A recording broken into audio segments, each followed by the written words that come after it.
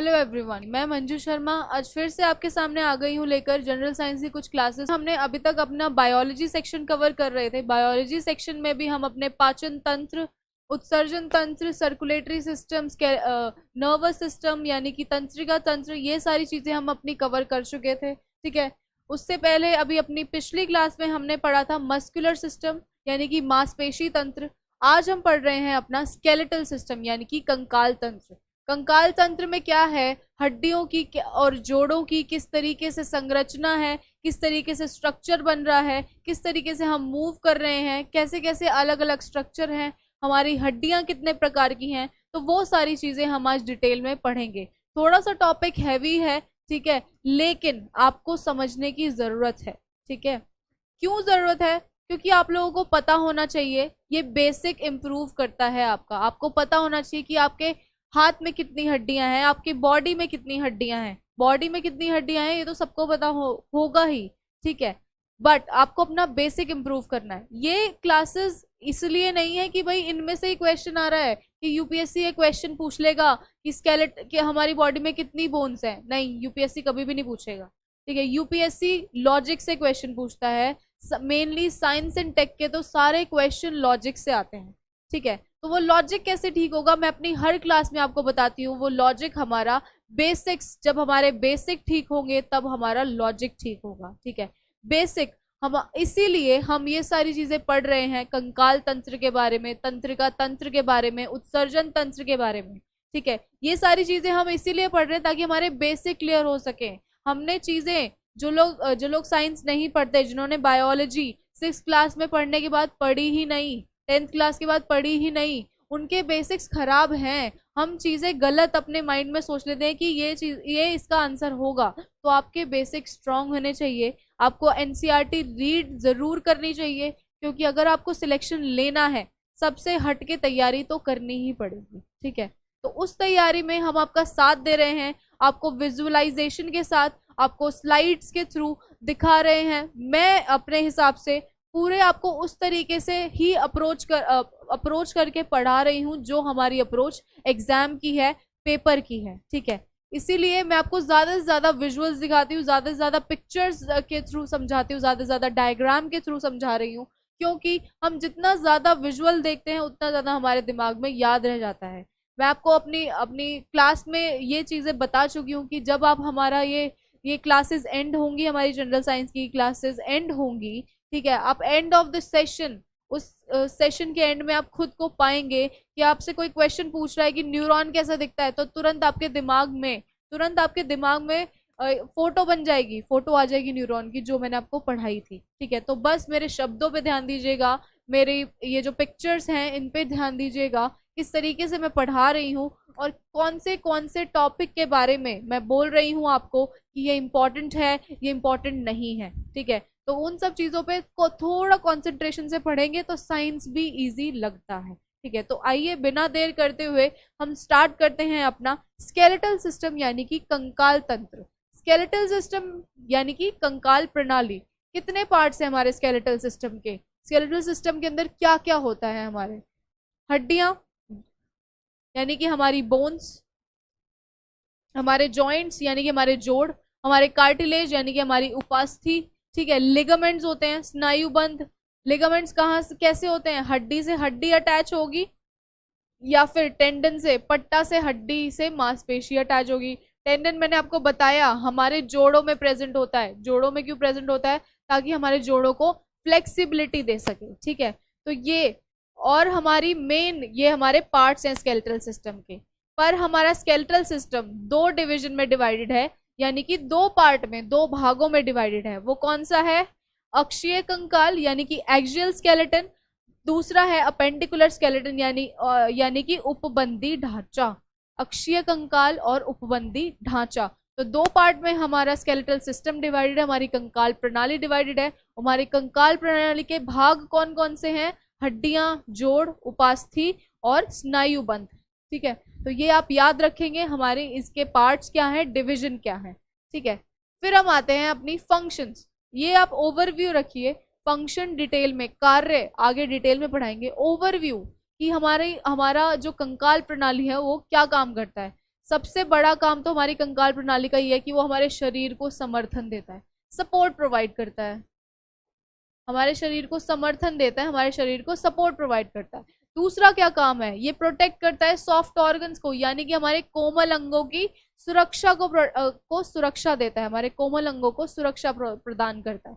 ठीक है। तीसरा है हमारी मूवमेंट कराता है, हमारी चलने फिरने में हमारी मदद कराता है, हमारी दिनचर्या में मैं चल रही हूँ, मैं बोल पा रही हूँ, मांसपेशियों के साथ मिलकर हमारे मूवमेंट में हेल्प करता है। ठीक है।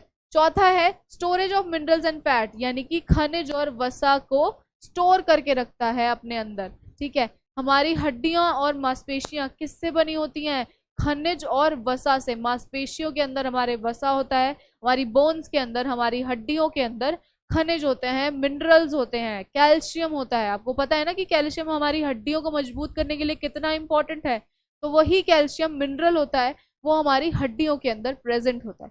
पांचवा हमारी रक्त कोशिका के निर्माण में, हमारी रक्त कोशिका के निर्माण में ये हमारी हड्डियों का कार्य है। आपको सबको पता है कि हमारे आरबीसीज, हमारे रेड ब्लड सेल्स, हमारे आरबीसीज यानी कि हमारी लाल रक्त कोशिका,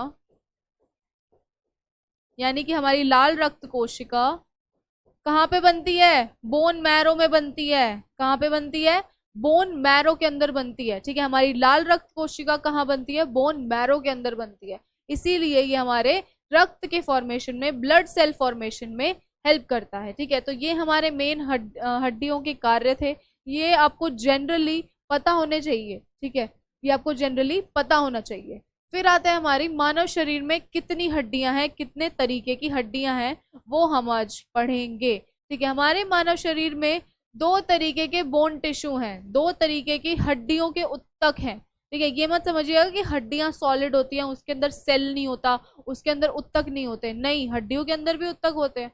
तो दो तरीके के हमारे हड्डियों के उत्तक हैं। उससे पहले हमारे अंदर 206 हड्डियां हैं, हमारे अंदर 206 हड्डियां हैं, और नवजात शिशु के अंदर 300 से ज्यादा हड्डियां होती हैं। नवजात शिशु के अंदर 300 से ज्यादा हड्डियां होती हैं। जैसे जैसे वो बड़ा होता है, वो हड्डियां मिलकर फिर वो एक कॉम्पैक्ट हड्डी बनाकर, और कंप्लीट जब वो अडल्ट होता है तो 206 हड्डियां बन जाती हैं। ठीक है। तो दो बेसिक टाइप ऑफ बोन होती है हमारे अंदर, वो कौन सी होती है, कॉम्पैक्ट हड्डी, कॉम्पैक्ट बोन, यानी कि स जाती है होमोजेनस, और दूसरी होती है स्पंज हड्डी।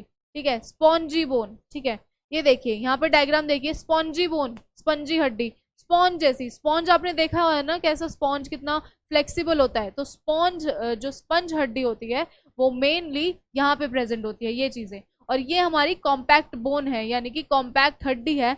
हमारी कॉम्पैक्ट हड्डी बाहर की तरफ प्रेजेंट होती है। कॉम्पैक्ट क्यों होती है, ताकि वो प्रोटेक्शन दे सके। ठीक है।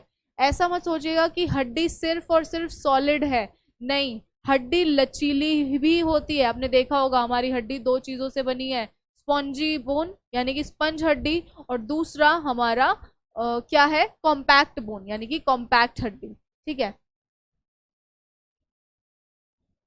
फिर अकॉर्डिंग टू देयर शेप, अपने वर्गीकृत के आधार पर, अपने आकार के आधार पर हड्डियां कितने तरीके की होती हैं।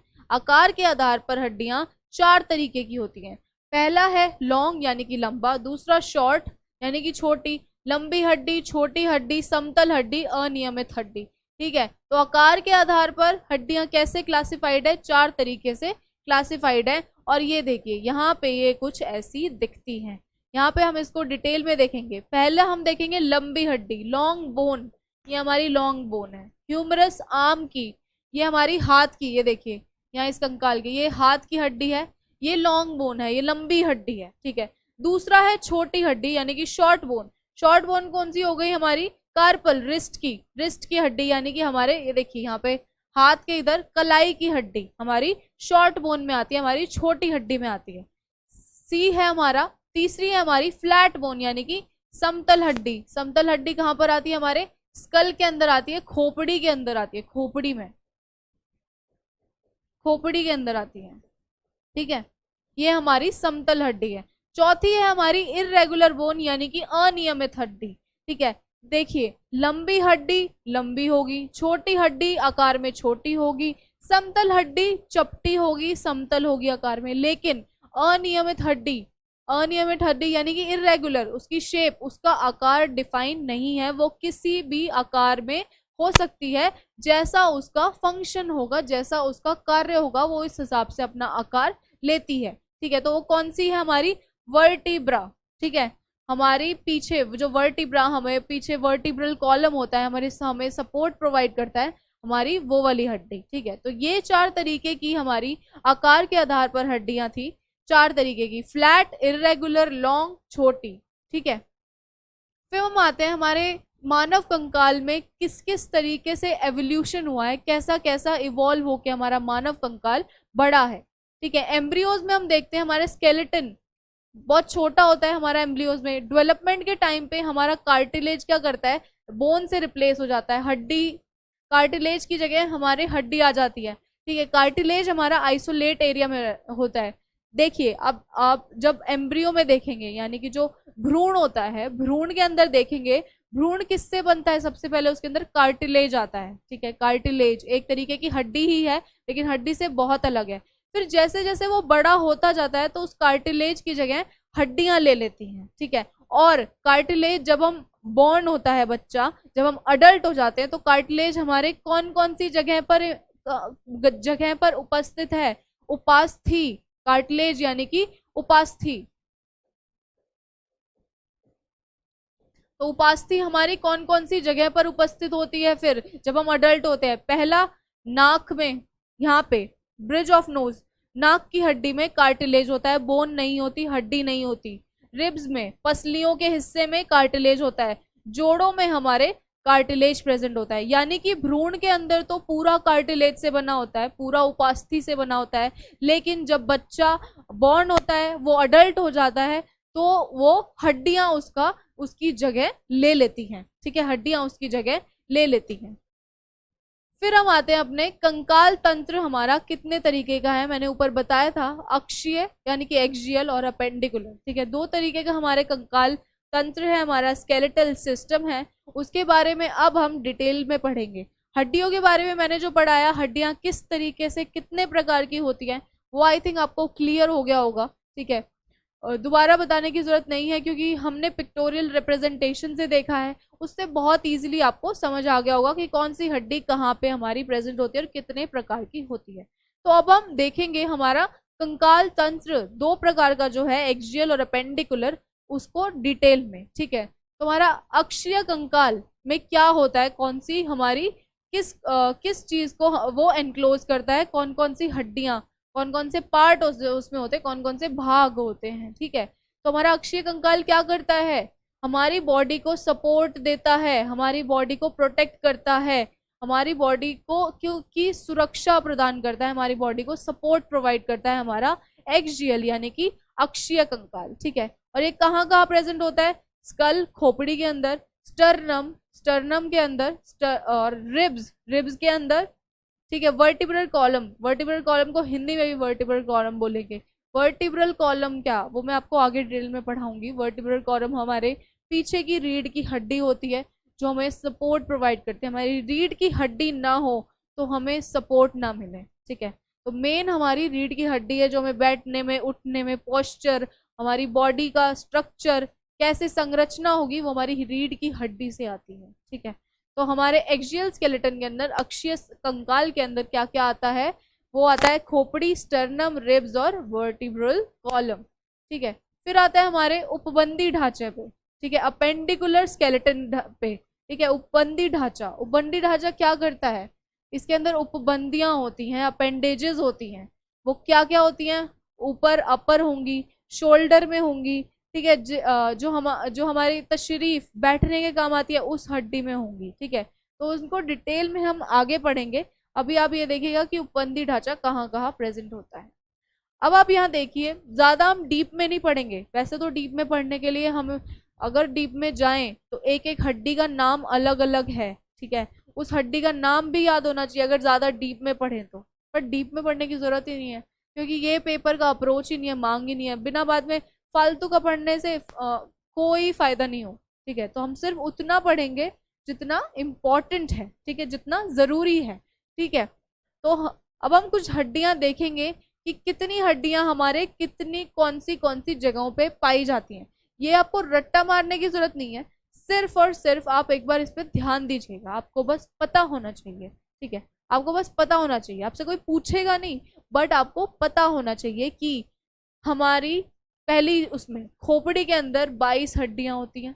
ठीक है, 6 हड्डियां हमारे कान में होती हैं, एक हार्ट बोन, एक हृदय में होती है, हमारे हार्ट में होती है। ठीक है, 26 हमारे वर्टिब्रल कॉलम में होते हैं, यानी कि हमारी रीढ़ की हड्डी में होती है, रीढ़ की हड्डी, रीढ़ की हड्डी में होती है। ठीक है, फिर पेक्टोरल करधनी में 4 होती हैं, ऊपरी अंगों में 60 होती हैं, अपर लिम्स में, निचले अंगों में भी 60 होती हैं, पेल्विक में 2 होती हैं, और टोटल मिला के 206 हड्डियां हो गई। ठीक है, ये आपको याद करने की जरूरत नहीं है, बस आप देख लीजिए, जो मैं बोल रही हूँ बस वो सुन लीजिए। ठीक है, ना लिखने की जरूरत है, ना रट्टा मारने की जरूरत है, सिर्फ और सिर्फ आपको एक बार आप इसको देख लीजिए, पढ़ लीजिए, एक बार पढ़ लीजिए। क्वेश्चन नहीं आएगा कि यार कितनी कितनी ऊपरी अंगों में कितनी हड्डियां होती हैं, नहीं, ऐसा कोई क्वेश्चन नहीं आएगा। ठीक है, तो अब हम स्टार्ट करते हैं अपने क्रेनियम से, अपने कपाल से। हमारे कपाल में कैसे कैसे किस तरीके से हड्डियां हैं, कैसे कैसे वो उनका स्ट्रक्चर है, कैसे कैसे वो उपस्थित है हमारे बॉडी के अंदर। ठीक है, तो पहला हम पढ़ेंगे अपने कपाल के बारे में, क्रेनियम के बारे में। ज्यादा मैं आपको नहीं पढ़ाऊंगी, बस आपको ये पता होना चाहिए कि हमारे कपाल में कौन सी हैं। ठीक है, सलाखें पहली, दूसरा ललाट, तीसरा पार्श्विका, चौथा लौकिक। ठीक है, हमारे कपाल के अंदर बस आपको पता होना चाहिए कि 8 बोन्स होती हैं, 8 कपाल की हड्डियां होती हैं, बस ये पता होना चाहिए। ठीक है, ये हमारा क्रेनियम था। ठीक है, फिर आता है फेस में, हमारे चेहरे में टोटल 14 हड्डियां होती हैं, 14 हमारी फेशियल बोन्स होती हैं। चेहरे में टोटल 14 हड्डियां होती हैं। नाम याद करने की बिल्कुल जरूरत नहीं है, फिर भी अगर आप पढ़ना चाहते हैं तो आप इसको पढ़ सकते हैं एक बार। ठीक है, क्योंकि आपका नाम इतना इम्पोर्टेंट नहीं है कि भाई आपसे कोई पूछ लिया जाएगा कि भाई हमारे मैंडिबल, अपर जॉ को क्या बोलते हैं, लोअर जॉ को क्या बोलते हैं, ऊपर के दांत की हड्डी को क्या बोलते हैं, ठीक है, निचले भाग की हड्डी को क्या बोलते हैं। ठीक है, तो ये आपसे कोई नहीं पूछेगा, बस आपको पता होना चाहिए कि हमारे फेस में, हमारे चेहरे पर 14 हड्डियां प्रेजेंट हैं। ठीक है, फिर आती है हमारी वक्ष की हड्डी, हमारे थोरैक्स की हड्डी। ठीक है, थोरैक्स में हमारी कितनी हड्डियां प्रेजेंट है? एक तो है स्टर्नम, जो हमारी बिल्कुल आगे की तरफ है। स्टर्नम हमारी ब्रेस्ट बोन भी बोलते हैं इसे, आगे की तरफ है स्टर्नम, स्टर्नम को हिंदी में स्टर्नम ही लिखते हैं। दूसरी है हमारी रिब्स, हमारी रिब्स हैं 12 पेयर्स, 12 की पेयर में है, यानी कि टोटल मिला के 24 हैं। 12 इंटू 2 पेयर में है ना, तो एक पेयर में 2 होंगी। ठीक है, तो 12 की पेयर में है, 12 इंटू 2 24 यानी। ठीक है, और तीसरा है थोरेसिक वर्टिब्रे में। ठीक है, यानी कि छाती के पीछे जो पसलियां हैं उसकी। ठीक है, तो कहाँ कहाँ हो गई? पसलियों में हो गई, और स्टर्नम में हो गई, और ये छाती के बीच की हड्डी हो गई। ये देखिए, ये हमारी वक्ष की हड्डियां इतनी हैं। ठीक है, बस आपको ये पता होना चाहिए, ज्यादा आपको याद करने की जरूरत नहीं है। फिर आता है हमारा उपास्थि, यानी कि उरास्थि, यानी कि स्टर्नम। स्टर्नम को हम क्या बोलते हैं? ब्रेस्ट बोन भी बोलते हैं। ठीक है, इसका डिवीजन याद करने की जरूरत नहीं है। ये ब्रेस्ट बोन हमारी देखो ऐसी दिखती है, ये हमारे गले का निशान है, ये देखिए, ये हमारी हंसली है। ठीक है, फिर यहाँ से शुरू होके कहाँ तक जाती है? आखिर तक जाती है, रिब्स तक जाती है, रिब्स तक स्टार्ट होके जाती है। ठीक है, अब हम पढ़ेंगे अपनी रिब्स के बारे में, यानी कि पसलियों के बारे में। ठीक है, रिब्स यानी कि पसलियां 12 पेयर में अरेंज होती हैं, 12 पेयर्स में, और ये 3 तरीके की होती हैं। ये देखो 12 पेयर्स में अरेंज होंगी, और ये 3 तरीके की होंगी: असली पसली, झूठी पसली, और चल पसली, यानी कि ट्रू रिब्स, फॉल्स रिब्स और फ्लोटिंग रिब्स। ठीक है, ट्रू रिब्स कितनी होती हैं? ट्रू रिब्स होती हैं 5। ठीक है, फॉल्स रिब्स कितनी होती हैं? ये होती हैं 5। फ्लोटिंग रिब्स कितनी होती हैं? 2 होती हैं। अब इसका नाम चल पसली क्यों पड़ा? क्योंकि ये डायरेक्टली अटैच नहीं है हमारे मेन वर्टिब्रल कॉलम से। अभी मैं आपको डायग्राम में दिखाऊंगी कि इसका नाम चल पसली क्यों पड़ा। बस आपको ये देखिए, ये ध्यान दीजिए कि 5 हमारी असली होती हैं, 5 झूठी फॉल्स रिब्स और 2 हमारी चल पसलियां होती हैं। ठीक है, ये देखिए, ये हमारी पसलियां हैं, रिब्स हैं ये हमारी 12।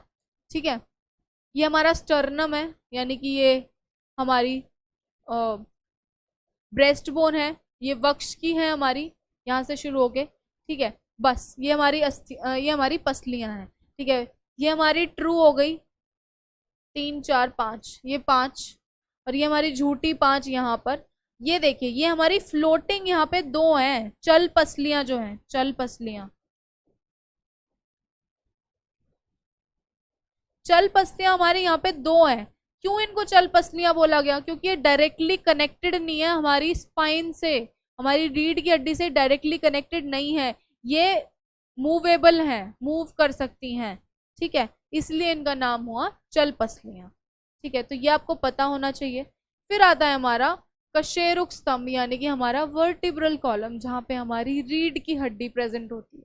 ठीक है, हमारी रीढ़ की हड्डी प्रेजेंट होती है, हमारी स्पाइन प्रेजेंट होती है। ठीक है, आपको नाम याद करने की जरूरत नहीं है, बस ये देखिए कि हमारी स्पाइन इतनी, ये देखें हमारी स्पाइन है इतनी लंबी। नाम याद करने जाएंगे तो मेरे हिसाब से तो कभी भी नहीं हो पाएगा। ये उनके लिए है जो लोग एमएससी कर रहे हैं, मास्टर्स कर रहे हैं बायोलॉजी में, पीएचडी कर रहे हैं। ठीक है, आपको नाम याद करने की जरूरत नहीं है, बस आपको पता होना चाहिए कि हमारी बॉडी के अंदर एक कशेरुक स्तंभ है, एक वर्टिब्रल कॉलम है। ठीक है, जिसके अंदर बहुत सारी हड्डियां हैं। और इस वर्टिब्रल कॉलम का मेन काम क्या है? इस वर्टिब्रल कॉलम का मेन कार्य ये है कि ये हमें सपोर्ट प्रोवाइड करता है, हमें स्ट्रेंथ प्रोवाइड करता है, मजबूती देता है। ठीक है, तो मेन कार्य हमारे वर्टिब्रल कॉलम का ये है। अब हम आते हैं अपने जोड़ों पे, यानी कि जॉइंट्स। ठीक है, जॉइंट्स कितने तरीके के होते हैं? जॉइंट्स हमारे 3 तरीके के होते हैं, रेशेदार, नरम और श्लेष। उनके नाम के हिसाब से ही इनका काम है। ठीक है, रेशेदार यानी कि फाइब्रस जॉइंट्स, रेशेदार यानी कि फाइब्रस जॉइंट, ये कनेक्ट करते हैं बोन्स को, हड्डियों को कनेक्ट करते हैं ये मूवमेंट के लिए। ठीक है, हड्डियों से कनेक्ट होते हैं ये मूवमेंट के लिए। फिर आते हैं नरम हड्डी यानी कि कार्टिलेजिनस। कार्टिलेजिनस जॉइंट्स कहाँ प्रेजेंट होते हैं? ये मूवमेंट ऑफ स्पाइन यानी और रिब्स यानी कि पसलियों के मूवमेंट में ये प्रेजेंट होता है। मैंने आपको बताया था, हमारा जो ये नरम हड्डियां हैं, कार्टिलेज है, कहाँ का प्रेजेंट होता है? एक तो नाक में प्रेजेंट होता है, पसलियों में प्रेजेंट होता है। ठीक है, तो ये यहाँ पे मूवमेंट के लिए हेल्प करता है, क्योंकि अगर ये हड्डी यहाँ पे स्टिफ होगी, हार्ड होगी, ठीक है, तो मूव नहीं कर पाएगा, तो यहाँ पे इसलिए नरम हड्डियां प्रेजेंट होती हैं। तीसरा है हमारी श्लेष। श्लेष हमारी क्या करवाती है? हमारा मूवमेंट कराती है। मूवमेंट तो सारी कराती है ये, लेकिन क्या कराती है? नरम हड्डियों का मूवमेंट कराते हैं ये जॉइंट जो होता है, ये श्लेष जॉइंट, श्लेष जोड़ जो है हमारे नरम हड्डियों का मूवमेंट कराता है। ठीक है, तो ये 3 तरीके के जॉइंट थे। मैंने आपको फिर बता रही हूँ कि आपको रट्टा मारने की बिल्कुल जरूरत नहीं है, रट्टा मारने की बिल्कुल जरूरत नहीं है, क्योंकि आपको सिर्फ समझना है। बिल्कुल भी आपको ये जरूरत नहीं है कि आपको रट्टा मारना है, ये सब याद करना है, नहीं। बट ये चीजें आपके एक बार नजर से निकलनी चाहिए, एक बार पढ़ लेनी चाहिए। ठीक है, इसीलिए मैं आपको ये सारी चीजें पढ़ा रही हूँ, इसीलिए मैं आपको ये स्लाइड के थ्रू पढ़ा रही हूँ, ताकि इजी हो जाए आपको समझना भी कि अच्छा ये चीज ऐसे है, ताकि आपका बेसिक ठीक रहे। ठीक है, हम ये सेशन इसलिए ले रहे हैं ताकि आपका बेसिक बने, ताकि आपका बेसिक बनेगा तभी आपका लॉजिक इंप्रूव होगा। ठीक है, लॉजिक इंप्रूव होगा तभी आप क्वेश्चंस कर ढंग से कर पाएंगे। ठीक है, फिर हम आते हैं अपने जॉइंट किस तरीके से मूव करते हैं, जॉइंट कैसे हमारे मूव करते हैं। जॉइंट क्या करता है? हमारे मूव कराता है। जैसे मेरा ये हाथ है, ठीक है, यहाँ पे ये मूव कैसे कर रहा है? यहाँ पे जॉइंट है, सीधी हड्डी तो है नहीं यहाँ पे, यहाँ पे बीच में जॉइंट है, मेरे रिस्ट में, मेरी कलाई में जॉइंट है, मेरे शोल्डर में जॉइंट है, तभी मेरा हाथ पीछे जा रहा है, पीछे जा रहा है मूव करने के लिए। ठीक है, तो ये सब क्यों हो रहा है? ये सब जोड़ों की वजह से हो रहा है। ठीक है, तो ये सारे जोड़ क्या करते हैं? ठीक है, एक साथ मिलकर हमारी बॉडी को मूव कराते हैं। और 3 तरीके के जॉइंट होते हैं, जो मूव कर पाए, जो नहीं मूव कर पा रहे, ठीक है, और जो थोड़ा मूव कर पा रहे हैं, यानी कि इमूवेबल जो बिल्कुल नहीं मूव कर पा रहे, स्लाइटली मूवेबल जो थोड़ा थोड़ा मूव कर पा रहे हैं, और फ्रीली मूवेबल जो आराम से ढंग से मूव कर पा रहे हैं। जैसे कि मेरा ये हाथ है, मेरा शोल्डर का जॉइंट, ये फ्रीली मूवेबल है, इमूवेबल जो बिल्कुल भी मूव नहीं कर पा रहा जो जोड़, ठीक है। नी वाला जॉइंट हमारा पार्शियली मूवेबल है, पूरी तरह मूव नहीं कर पा रहा। तो ये जॉइंट मिलकर हमारे पूरी बॉडी की संरचना बनाते हैं और स्ट्रक्चर बनाते हैं, ठीक है। हमें हेल्प करते हैं हमारी चीजें करने में, डे टू डे एक्टिविटीज को करने में, ठीक है। तो इसीलिए ये इम्पोर्टेंट है, ये जोड़ इम्पोर्टेंट है। हमने अभी हड्डियों के बारे में पढ़ा, हड्डियां कितने तरीके की थी। हमने स्केलेटल कंकाल के बारे में पढ़ा, कंकाल 2 तरीके का था। उसके अंदर कौन सी हड्डियां किस तरीके से प्रेजेंट थी, ठीक है, वो चीजें हमने पढ़ी। नाम आपको याद करने की जरूरत नहीं है, आपको सिर्फ पता होना चाहिए कि ये स्केलेटल सिस्टम है। कंकाल तंत्र में हमारे रीढ़ की हड्डी होती है, हमारी पसलियां होती हैं और हमारी फेस की होती है। हमारे फेस के अंदर 14 हड्डियां होती हैं, ठीक है। तो ये सारी चीजें आपको बस यही पता होना चाहिए, बिल्कुल नॉर्मल सी चीजें आपको पता होनी चाहिए। ज्यादा एक्स्ट्रा में पढ़ना भी नहीं है, क्योंकि अगर हम ज्यादा एक्स्ट्रा पढ़ेंगे तो हम पेपर के अप्रोच से डाइवर्ट हो जाएंगे, ठीक है। डाइवर्ट हो जाएंगे तो पढ़ने का कोई मतलब ही नहीं है, ठीक है। तो अब हमने ये सारे पार्ट्स पढ़े अपने कंकाल तंत्र के बारे में पढ़ा। कंकाल तंत्र के बारे में तो पढ़ लिया, लेकिन कुछ बीमारियां भी होती हैं, कुछ डिजीजेस भी होती हैं हमारे कंकाल तंत्र के अंदर, ठीक है। कुछ डिजीज भी हो सकती हैं, जैसे हमारे पाचन तंत्र के अंदर बीमारियां हो रही थी, उत्सर्जन तंत्र के अंदर बीमारियां हो रही थी, सर्कुलेटरी सिस्टम के अंदर बीमारियां हो रही थी। वैसे ही हमारे कंकाल तंत्र की भी अलग बीमारियां हैं। हर ऑर्गन सिस्टम की अपनी अलग बीमारियां हैं, हर अंग तंत्र की अपनी अलग बीमारियां हैं, ठीक है। तो डिजीज और कंडीशंस, रोग और शर्तें कंकाल की प्रणाली की। पहली डिजीज क्या है, पहला रोग क्या है, वो है बुर्साइटिस।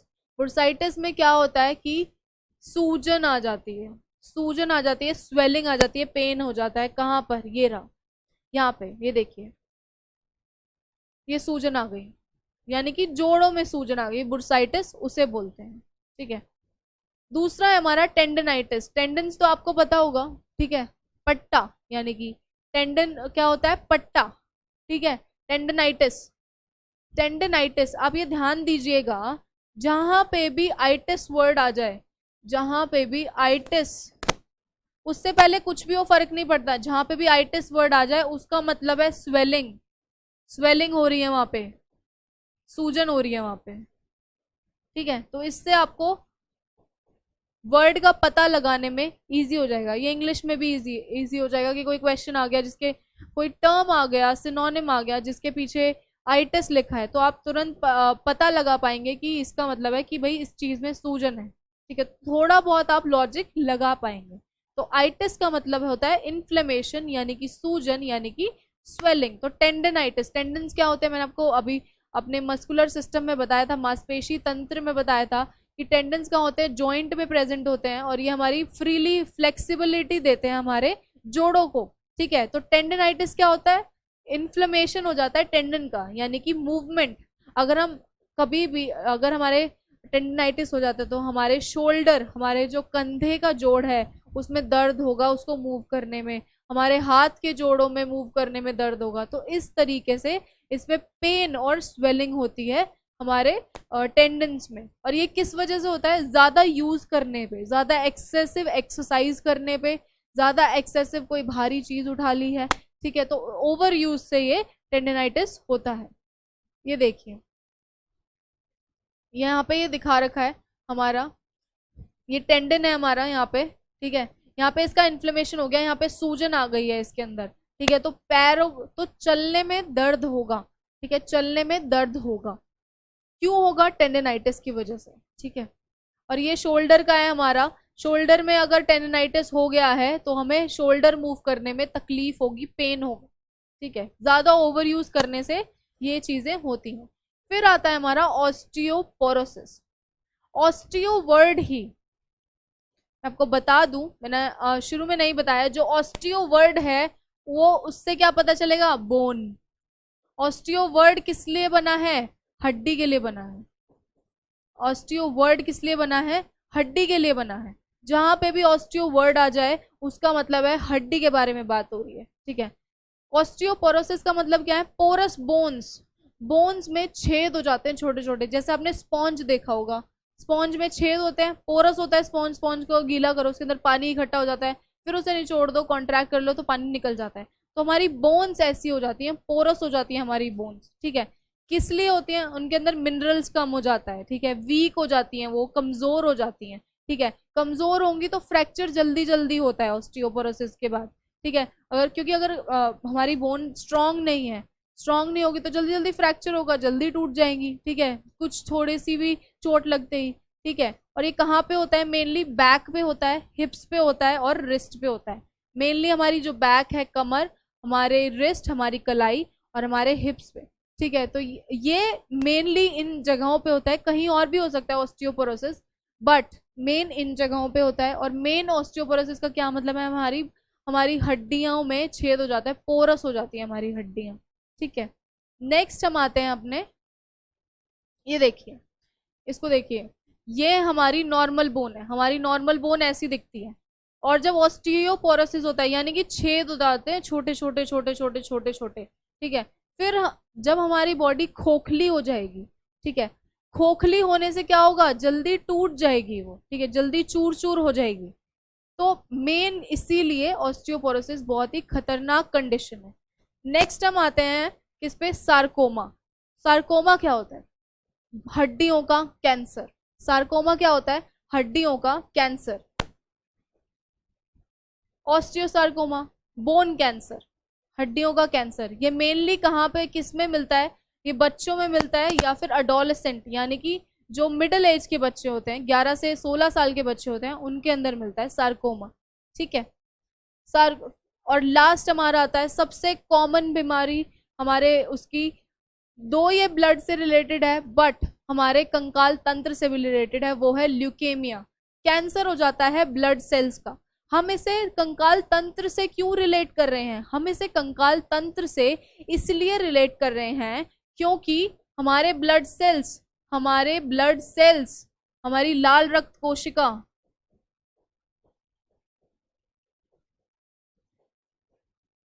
कहाँ बन रही है? हमारी लाल रक्त कोशिका कहाँ बन रही है? बोन मैरो के अंदर बन रही है। हमारी लाल रक्त कोशिका बोन मैरो के अंदर बन रही है, ठीक है। इसीलिए हम इसको एक कंकाल तंत्र की डिजीज की तरह रखते हैं, क्योंकि हमारे लाल जो रेड ब्लड सेल्स हैं वो बोन मैरो के अंदर बन रही हैं, ठीक है। और जब ब्लड सेल्स में कैंसर हो जाता है, कैंसर तो आप सबको पता है, कैंसर क्या होता है? बहुत सारे सेल्स क्या करते हैं? मल्टीप्लाई करते रहते और फिर बहुत बड़ा मास बना लेते हैं, जो हमारी बॉडी के लिए सही नहीं है, ठीक है। तो कैंसर वो होता है।